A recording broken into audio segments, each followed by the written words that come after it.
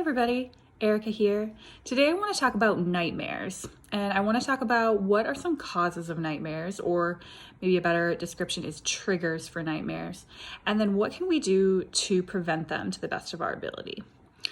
So, nightmares are very common in children. Almost all children will experience a nightmare at some point. And up to about half of kids will have nightmares that are extremely real and frightening. And I know firsthand as a parent that having your child have a nightmare kind of leaves you feeling helpless and a lot of times unsure of how to respond. I'm not going to go too much into how to respond to nightmares tonight, but I'm going to focus more on what we can do to prevent them on the front end. No one really knows what causes nightmares. It may be that your child went through something traumatic or something traumatic to them. It may be that nothing traumatic to them is happening and it's just their way of kind of processing their environment.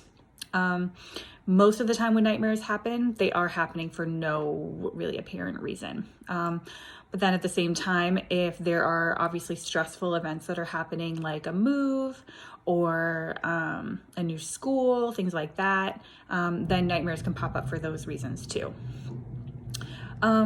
Something that can also cause nightmares is being overtired and having an irregular sleep schedule. So I like that aspect because that's something that we can have a little bit more control over. Like I said, sometimes nightmares occur because something traumatic did happen. Now that trauma could be, an injury. It could be watching a TV show that they thought was scary.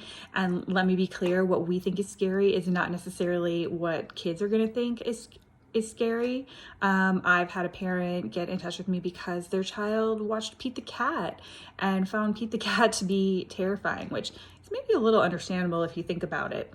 But sometimes you just never know. To the best of your ability, you might try to keep anything that you consider scary away from your child, and it might be that it was scary to them and you had no idea that they were going to respond to it that way. So, preventing nightmares. What you can do. One thing is that you can have a really nice, slow, happy, comforting bedtime routine. You'll probably hear me talk about bedtime routine all the time and might be sick of hearing me talk about bedtime routine, but it really is so beneficial to put that time in, comfort your child, send your child to sleep in an environment that they feel really comfortable and cozy in, which is what a bedtime routine in their bedroom helps do for the bedroom and their sleeping area. And it also helps them, feel a secure connection with you before they spend the night, hopefully alone in their bed. Another thing that you can do is make sure that your child is getting enough sleep.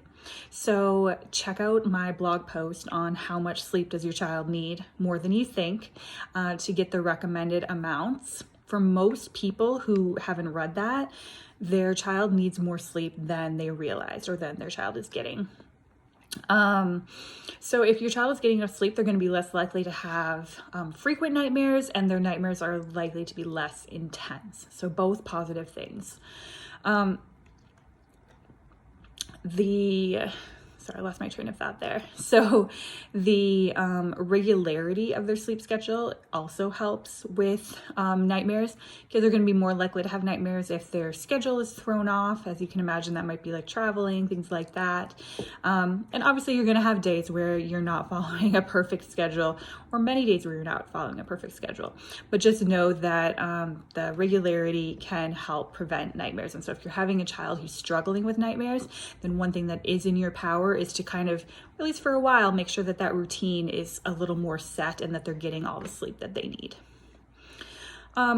As going back to that bedtime routine for a second, be sure that you're not reading anything that might be considered scary right before bed.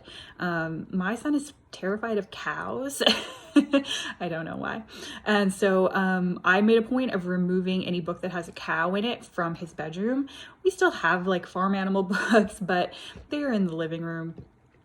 Just because I don't want anything that's associated with his bed and where he sleeps to be something that I know is scary for him. And then the last thing that I'm going to mention that you can do to help with these nightmares if they are occurring is to try talk about them the best of your ability with your child during the day, if they have the language to be able to do that.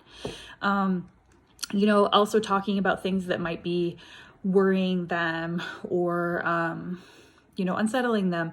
Maybe they did start a new school, trying to talk about that and kind of help them understand and realize that it won't be scary forever, and eventually they'll get used to it and things like that.